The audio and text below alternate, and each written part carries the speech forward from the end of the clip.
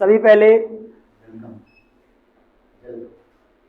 आप सभी लोगों को और आपके घर परिवार को और भारत के सभी नागरिकों को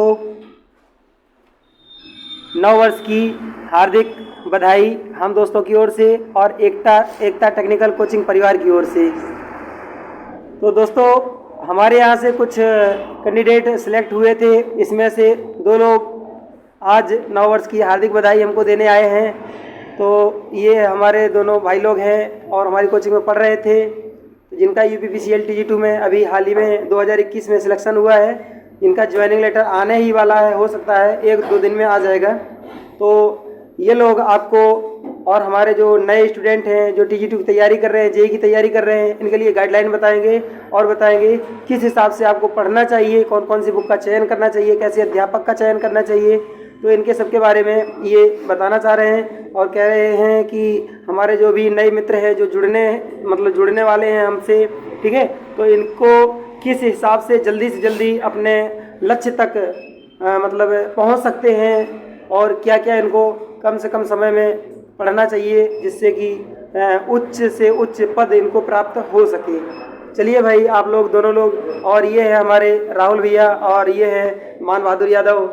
तो इनको तो अलॉट हो गया है, कानपुर कैस्को मिला है, तो इनको तो हमारी नगरिया में पहुंच गए हैं। अब इनको देखो कहाँ पर मिलता है, लखनऊ जोन मिलने वाला है, इसी के आसपास कोई सब स्टेशन मिल सकता है। तो चलिए भाई, हमारे नए जितने भी स्टूडेंट हैं या दोस्त हैं, तो उन सब लोगों को TG2 और UPPCL की तैयारी जो JEE की कर रहे हैं, उनके लिए थोड़ा सा अच्छा से अच्छा आप मोटिवेट करने की कोशिश करिए, जिससे उनको विशेष जल्दी से जल्दी और कम से कम समय में लाभ मिले।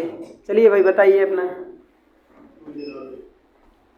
सबसे पहले तो आप सभी दोस्तों को हमारी तरफ से नए वर्ष की हार्दिक शुभकामनाएं और बहुत बहुत बधाई। जैसा कि जानते हैं कि हमारे साथ जो है कि 2021 जो साल था वो बीत गया और हम लोग अब 2022 में एंट्री कर चुके हैं। तब 2022 को हम लोग अपने हिसाब से इसको एडजस्ट करें, इसको मैनेज करें, ताकि जल्द से जल्द हमको सफलता मिले और इतना अच्छा प्रिपरेशन करें कि आने वाले वैकेंसी में अब कि हमारा एक सीट कन्फर्म होना चाहिए। इसके लिए हम लोगों को मेहनत करना पड़ेगा और सही गाइडलाइन में मेहनत करना पड़ेगा। इसके लिए हम लोगों को अच्छी कोचिंग की तलाश होती है। काफ़ी लोग इधर उधर भटकते रहते हैं, कहाँ कोचिंग किए जाए, कैसे पढ़ा जाए और क्या क्या पढ़ा जाए। तो इसके लिए तो पहले बेसिक से पढ़ना बहुत ज़रूरी होता है। बेसिक अगर आपका तैयार है तो उसके हिसाब से, जैसे आप पहली सीढ़ी पे चढ़े हैं तो धीरे धीरे आगे बढ़ते चले जाएंगे। अगर आपको पहली ही सीढ़ी नहीं मालूम है तो आगे छत पे जाने के लिए शायद है हम जा ही नहीं पाएंगे। तो इसके लिए हमारी जो ATC इलेक्ट्रिकल की कोचिंग है, हम दोनों दोस्तों के लिए और हमारे यहाँ से 3-4-5 लोगों का सिलेक्शन हुआ है। जैसा कि हम लोगों ने बहुत अच्छी अपने गुरुजी की शरण में रह करके अच्छी प्रिपरेशन किया, उनकी निगरानी में रह करके हम लोगों ने सिलेक्शन प्राप्त किया। इसके लिए गुरुजी को बहुत बहुत धन्यवाद। और जैसा कि कोचिंग में आने से रेगुलरिटी हमारी बनी रही, इसीलिए सिलेक्शन लेने में बहुत ज़्यादा कठिनाई नहीं हुई। जब हमारा सिलेक्शन हुआ, हमारा सिलेक्शन तो इसी वर्ष 608 पोस्ट पर ही हुआ है और अब 2-4 दिन में हम लोगों की ज्वाइनिंग कहीं ना कहीं हो जाएगी। बस है उसके बाद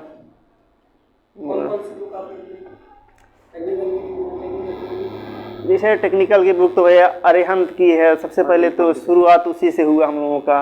इसके बाद सतीश दहिया, फिर धीरे धीरे जैसे थोड़ा थोड़ा जानकारी होती गई और हम लोगों का कॉन्फिडेंस धीरे धीरे बढ़ता गया। अगर छोटी छोटी जानकारी हम लोगों के पास इसे एकत्रित होती है तो थोड़ा हमारा कॉन्फिडेंस लेवल भी बढ़ता है। ऐसा लगता है कि हमें कुछ है, समझ में आ रहा है, हम भी कुछ हैं। इसलिए छोटी छोटी बातों पर तो विशेष ध्यान देना चाहिए। और इसके लिए हमारी एक कोचिंग की बुक भी है जो हम लोगों के लिए बहुत ही उपयोगी साबित हुई है। हमारे कोचिंग की बुक हमारे सर के द्वारा लिखी गई स्पेशल, इसमें 100+ ट्रिक भी हैं और ये हम लोगों के लिए सफलता दिलाने में 78 क्या पूरा 90% कहें तो इसी बुक से हम लोगों का सिलेक्शन हुआ है। ये हम लोगों के लिए बहुत ही अच्छी साबित हुई सफलता दिलाने में। कंप्यूटर के लिए हम लोगों का तो जैसे परीक्षा मंथन की बेसिक बुक थी ही, उसके लिए उसके साथ साथ थ्योरी पोर्शन तो परीक्षा मंथन से तैयार किए। और फिर जो टेक्निकल बोल रहे हैं, जो प्रैक्टिकल पोर्शन था, प्रैक्टिकल पोर्शन थोड़ा सा हम लोगों ने एक प्रैक्टिकली नॉलेज भी लिया कोचिंग करके।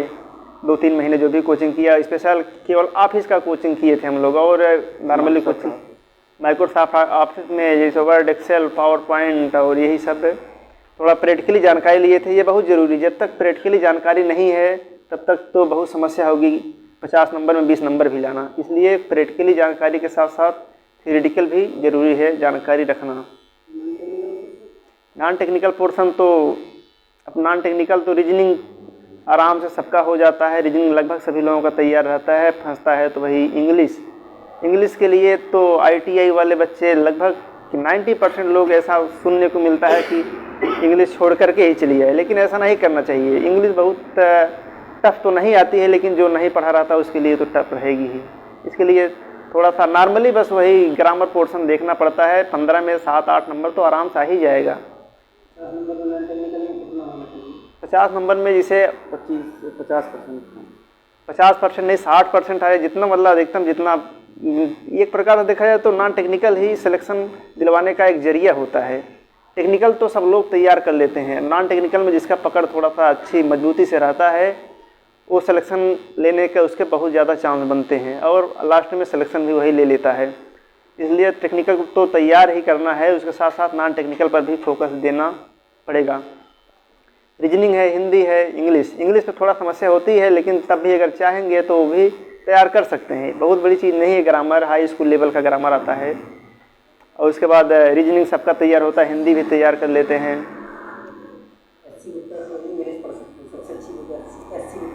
SC गुप्ता की बुक से इंग्लिश पढ़ने में हम लोगों को काफ़ी फ़ायदा मिलेगा। सबसे अच्छी TG2 के लिए SC गुप्ता की बुक है। बोलिए और कुछ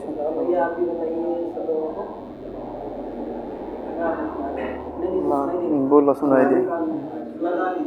सबसे पहले सभी साथियों को नव वर्ष की हार्दिक शुभकामनाएं हमारी तरफ से। और UPPCL में मैं 608 पोस्ट में 2021 में सिलेक्शन मेरा हुआ है। मैं सभी साथियों को आज जो UPPCL की तैयारी कर रहे हैं उनको कुछ बुक बताऊंगा। पहले जो 0 लेवल से तैयारी कर रहे हैं तो उनके लिए आर्यन पब्लिकेशन और ITI की एक बुक आते, और सतीश दहिया की एक बुक है, वहाँ से आप स्टडी उससे करिए। फिर उसके बाद जैसे आपका लेवल बढ़ता जाता है तो आप लेवल बढ़ता जाता है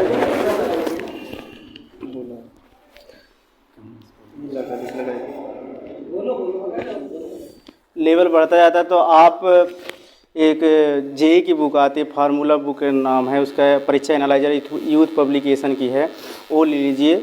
उससे आपका, और हमारे सर के द्वारा लिखा हुआ एक बुक है, हैंड राइट में लिखा हुआ है, उसको ले लीजिए। उससे आपका लगभग 70% उससे टेक्निकल पार्ट कंप्लीट हो जाता है। फिर उसके बाद आप नॉन टेक्निकल पॉइंट आप जब तैयारी करेंगे तो उसमें रीजनिंग और हिंदी, इंग्लिश और थोड़ा बहुत GK GS आता है, उससे कंप्लीट हो जाता है। आप कितना विषय पे कितना समय देते थे? कितना समय? विषय सबसे ज़्यादा तो हमें जब थ्योरी से आता है 150 क्वेश्चन, तो सबसे ज़्यादा आपको थ्योरी पे ही देना पड़ेगा। फिर हम 2 ही चीज़ पढ़े हैं, एक कंप्यूटर और एक थ्योरी पढ़े हैं, और बाकी नॉन टेक हम पढ़े नहीं हैं। तो सबसे ज़्यादा थ्योरी पे हमने सब कुछ टाइम दिया था, उसके बाद कंप्यूटर पे दिए थे। कंप्यूटर पे लगभग 4 से 5 घंटे कंप्यूटर पे देते थे, और 7 से 8 घंटे 9 घंटे लगभग देते थे थ्योरी पार्ट पे।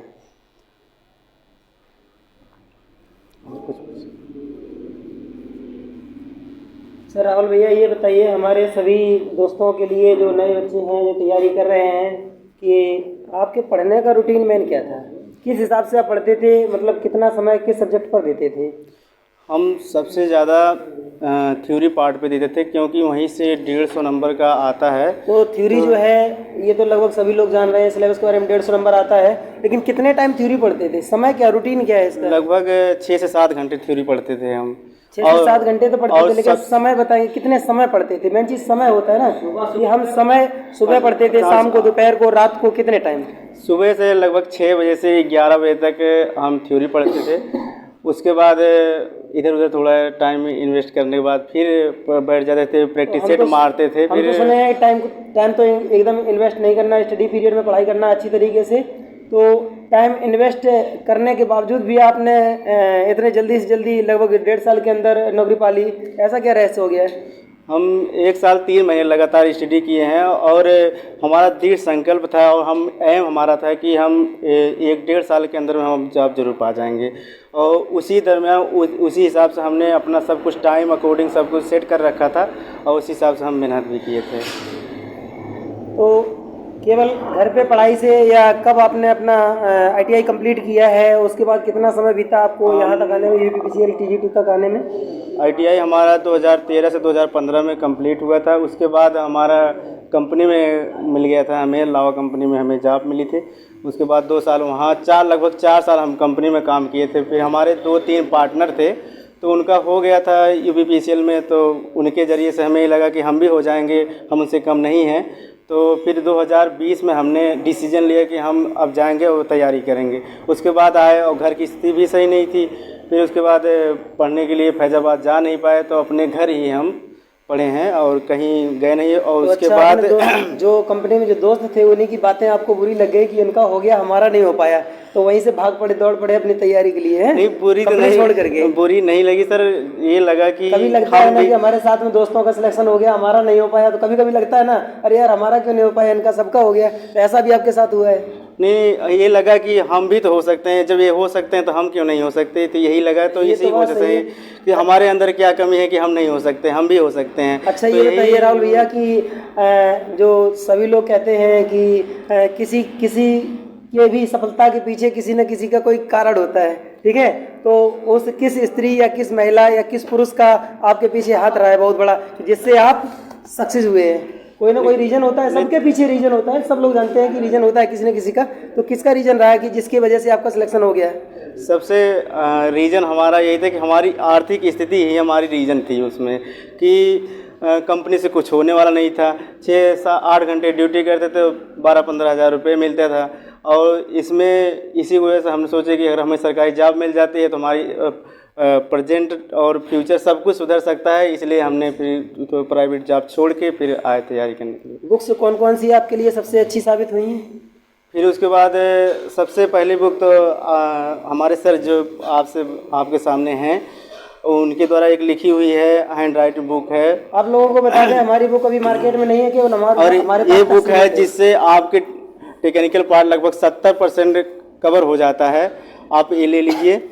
और उसके बाद अरिहंत पब्लिकेशन की बुक है, उसके बाद सतीश दहिया की बुक है, फिर जेई की यूथ पब्लिकेशन की, और फिर प्रैक्टिस सेट आपको लगाना पड़ेगा। ज़्यादा से ज़्यादा प्रैक्टिस सेट मारेंगे तो गलतियां होने की संभावना जो है वो ना के बराबर हो जाती है। प्रैक्टिस सेट अच्छा कौन कौन सा आप मारते थे?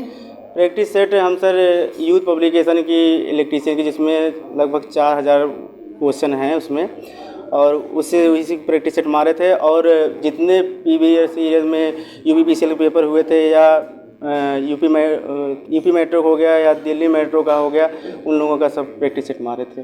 अच्छा, पुराना पेपर भी क्या आपने पढ़ा है? उसमें से लगभग कितना क्वेश्चन आया होगा? कुछ पुराने पे हाँ आए हुए हैं, ऐसी बात नहीं कि नहीं आए हैं। लगभग 10 से 15 नंबर तो आ ही जाते हैं। अगर पूरा पेपर पढ़ लिया जाए 10 से 15 नंबर तक आ जाता है लगभग। हाँ, 10 से 15 नंबर आ जाता है। सब लोगों को पिछला पेपर भी पढ़ना चाहिए। लगभग कितनी साल बैक में पढ़ना चाहिए? बैक में तो जितने साल से पेपर हुए सबको पढ़ना चाहिए। जितना मिल जाए पेपर, हाँ, 10 साल का कम से कम, तो सबको पढ़ना चाहिए। 10 साल का कम से कम पेपर पिछला वाला पढ़ लेना चाहिए। हाँ, तो TG2 के लिए केवल जेई का मतलब TG2 का अकेला या TG2 जेई दोनों का? नहीं, दोनों का, क्योंकि इस टाइम जो एग्ज़ाम हो रहे हैं कुछ जेई लेवल और ITI लेवल दोनों के मिक्सर आ रहे हैं, और तो दोनों का मारना बहुत ज़रूरी है। दोनों का प्रैक्टिस सेट लगाना बहुत ज़रूरी है। दोनों का प्रैक्टिस सेट करना चाहिए। कंप्यूटर के लिए सबसे अच्छी बुक कौन सी साबित हुई है? कंप्यूटर के लिए सर परीक्षा मंथन एक बहुत अच्छी बुक है, और उससे जो है कि थ्योरिकल पार्ट आपका पूरा कंप्लीट हो जाता है। और फिर उसके बाद आपको अगर प्रैक्टिकल पार्ट में तो भाई किसी कोचिंग को भाई ज्वाइन करना पड़ेगा, या तो SRKT कोचिंग के वहाँ जो महेश सर पढ़ाते हैं उनसे ज्वाइन कर लीजिए। तो SRKT कोचिंग की आप बहुत मतलब लगभग सभी लोग बता रहे हैं कि उसको ज्वाइन कर लीजिए, तो उसमें क्या खासियत है? इस बार तो हम सुने हैं कि उसमें से बहुत सारे कम कैंडिडेट हुए हैं। नहीं सर, एक हुए या ना हुए, लेकिन ये है कि कंप्यूटर के जितने लड़के हैं लगभग उन्हीं से कवर हुए हैं। कंप्यूटर के मामले में बहुत अच्छी कोचिंग। हाँ, कंप्यूटर बहुत अच्छा पढ़ाते हैं। कंप्यूटर बहुत थ्योरी के मामले में क्या कहना चाहेंगे? थ्योरी के मामले में सर उनसे कभी हम थ्योरी पढ़े नहीं है, तो इसलिए हम जानते नहीं उनका। और प्रैक्टिकली चीज़ वहाँ से जो कंप्यूटर की जो प्रैक्टिकली है वो एक एक चीज़, जैसे जितने कितने मेनू है, मेनू के अंदर क्या कितने पार्ट हैं, सब कुछ। अब हमारे पास तो लैपटॉप या सब कुछ नहीं था, तो इसलिए वहाँ से सब कुछ मैं सर पूरा लिखवा देते हैं, सबको लाइन टू लाइन लिखवा देते हैं, तो वहाँ से सब कुछ कवर हो जाता है। तो कुल मिला के मान करके चलिए, मतलब इलाहाबाद की जो SRKT कोचिंग सेंटर है उसी से आपको सबसे ज़्यादा लाभ मिला है? नहीं, कंप्यूटर में लाभ मिला है। बाकी हम आपके जो कोचिंग में आए थे सर, लगभग 3 महीने आपकी कोचिंग की हमारी कोचिंग को कोई जानता ही नहीं है। एकता कोचिंग में हम आए थे, उसके बाद वहाँ से भी बहुत कुछ, जितनी टेक्निकल के सब कुछ है तो आप ही की वहाँ से मिला है। अच्छा, हमारे यहाँ से भी कुछ मिला है? थोड़ा बहुत नहीं सर, पूरा मिला। कभी कभी फ़ोन करके भी पूछ लिया करते सर कि ऐसी बात हुआ है, नहीं आ रहा है, तो आप भी मोटिवेट करते थे और बताते भी थे, तो यहाँ से भी कवर हुआ। आपका भी बहुत बड़ा योगदान है टेक्निकल के पीछे हमारे। तो योगदान तो भैया उसी का होता है जिसकी छत्र छाया में लोग जीते खाते हैं, तो समझ रहे हैं ना सब लोग। तो आप लोगों से भी हम कह रहे हैं कि आप लोग अच्छी तरीके से तैयारी करिए और अच्छे अध्यापक और अच्छी पुस्तकों का चयन करिए। अब ये नहीं कहते हैं कि हमारी पुस्तक खरीदिए और हमारे यहाँ रहिए, ये कोई ज़बरदस्ती किसी से भी नहीं है। ये भी नहीं है कि आप कोई कोचिंग संस्थान ज्वाइन कर लीजिए। आपको सबसे अच्छी पुस्तकें और सबसे अच्छे अध्यापक और मोटिवेटर की ज़रूरत है, ठीक है? तो सबसे पहले आप सबसे अच्छी बुकों का चयन करिए, उसके बाद सबसे अच्छे अध्यापक का चयन करिए अगर आपको कहीं भी पढ़ना है, ठीक है? भारत के नागरिकों से जितने भी भारत के हमारे स्टूडेंट हैं, वही पढ़ने वाले हैं, TGT की तैयारी कर रहे हैं, उनके सबके लिए हम यही कहना चाहेंगे। तो अच्छा, आप बताएंगे कि आपने अपने जीवन में सबसे ज़्यादा कौन कौन सी कठिनाइयाँ झेली हैं जो यहाँ तक आप इतने जल्दी कम समय में आ गए हैं? कुछ बताने की कोशिश करेंगे, थोड़ा 2 शब्द। कठिनाइयाँ सर यही है कि पहले बता चुके हैं कि सबसे ज़्यादा हमारी कठिनाई थी कि हमारी आर्थिक स्थिति। वो तो लगभग सबके जीवन में लगभग ऐसी परेशानियाँ, लगभग स्टूडेंट पीरियड में सबके यहाँ लगभग ऐसी परेशानियाँ होती हैं, ठीक है? तो ये बता दें आपको, ये आर्थिक स्थिति के अलावा कोई और भी ऐसी कोई परेशानी रही है जो आपको नौकरी लेना जरूरी हो गया है? नौकरी सर क्या बताएं, इसके अलावा कुछ बता सकते हैं? क्योंकि लोग जैसे मान लो हमारे स्टूडेंट कहते हैं किसी की आर्थिक स्थिति मजबूत होती है, बहुत ज़्यादा बैकग्राउंड मजबूत होता है, उसके बावजूद भी नौकरी के पीछे भागते हैं, कहते हैं हमको नौकरी चाहिए चाहे कुछ भी हो जाए, पैसा चाहे जितना लग जाए। तो आपके पास पैसा नहीं था, मान लो किसी के पास पैसा है और नौकरी लेना चाहते हैं, तो इसमें क्या होता है? पद की कोई गरिमा भी होती है क्या? पद की क्यों नहीं सर गरिमा, आज पद की गरिमा की वजह से आपके सामने खड़े हैं और इस सब तो लोग सम्मान तभी करते हैं जब पद होता है। तो हम भाई सभी लोगों से आग्रह है 1 जनवरी पर 2022 पर, तो सब लोग हमारे साथ जुड़ने की कोशिश करिए और मैं आप लोगों को ज़्यादा से ज़्यादा मोटिवेट करने की कोशिश करूँगा और चाहूँगा कि 2022 आपका सफलता का ईयर रहे। और 2021 तो लॉकडाउन के साथ पूरा बीत गया और इस बार संभवतः ये लॉकडाउन के साथ नहीं बीतेगा और मैं ज़्यादा से ज़्यादा कोशिश करूँगा कि आप लोगों को यूट्यूब पर फ्री पढ़ाने की कोशिश करूँगा। और इसमें हमारे सब लोगों का सहयोग भी रहा है पहले से भी और अब भी सहयोग चल रहा है। तो आप लोग भी हमारे साथ अगर जुड़ेंगे तो आप लोग को ज़्यादा से ज़्यादा जानकारी आप घर बैठ करके अपनी तैयारी कर सकते हैं, हमसे जुड़ सकते हैं, ठीक है भाई? अगर कुछ और 2 शब्द अगर अपने भाई लोगों को बताना चाहते हैं तो अपने कुछ विशेष पर्सनल रूप से जो बताना चाहें तो बता सकते हैं। जय दोस्तों, मैं चलता हूँ अपने। सबसे पहले मैं ये बताना चाहता हूँ कि जितने लोग हैं हमारे भाई जो UPPCL TGT की तैयारी करना चाहते हैं, तो वो ये नहीं है कि भाई एक ही उनका लक्ष्य होना चाहिए, उनका एक ही लक्ष्य होना चाहिए कि हम UPPCL तैयारी कर रहे हैं, तो ये नहीं कहीं दूसरे चले जाएं, दूसरे विभाग की तैयारी करने लगे। इससे उनकी जो है कि तैयारी पूरी बराबर नहीं हो पाती है, फिर बार बार वो छटते जाते हैं। यही है, हमें तो कहता हूँ कि सबसे ज़्यादा उनको एक ही लक्ष्य होना चाहिए। और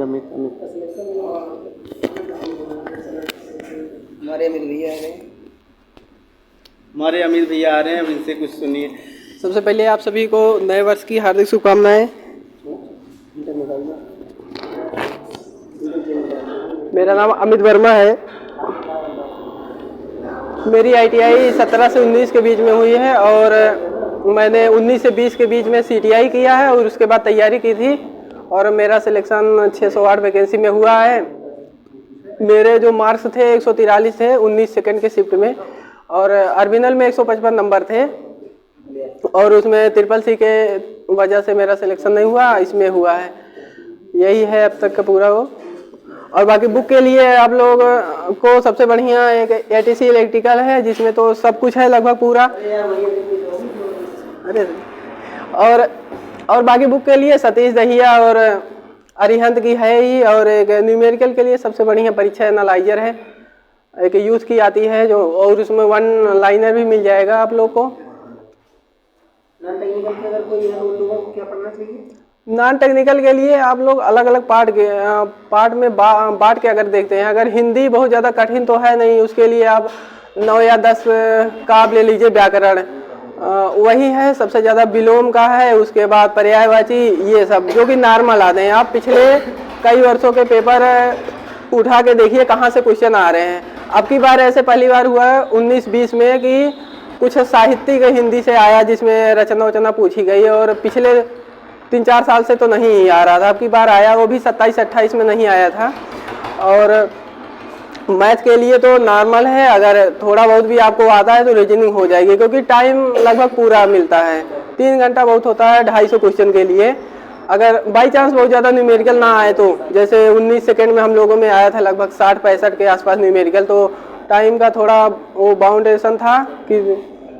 और बाकी इंग्लिश के लिए आप वही सबसे पहले क्वेश्चन उठाइए प्रीवियस ईयर के, उसमें देखिए किस टॉपिक से कौन सा क्वेश्चन आया। हर बार यूपीपीसीएल में वही रिपीट होता है, और उसी टॉपिक को केवल आप क्लियर कीजिए। 15 क्वेश्चन में अगर आप 10 टॉपिक भी क्लियर कर लेते हैं तो 10 नंबर इंग्लिश में हो जाता है, जिससे आपके नॉन टेक में 50 से कम अगर 35 के आसपास नंबर आ जाते, 35-40 के, फिर तो एकदम सिलेक्शन तो पक्का ही है। और थ्योरेटिकल में, टेक्निकल में 150 में तो 105-10 के ऊपर आ जाएगा तो सिलेक्शन हो जाएगा। अब की बार मेरिट हाई जाने के कारण यही है कि वैकेंसी भी कम है, और 20 में नॉर्मलाइजेशन कुछ ज़्यादा भी हुआ था, और क्वेश्चन का लेवल भी थोड़ा टफ ही था, इसलिए नॉर्मलाइजेशन ज़्यादा हुआ और वो ज़्यादा कट ऑफ गया इसीलिए।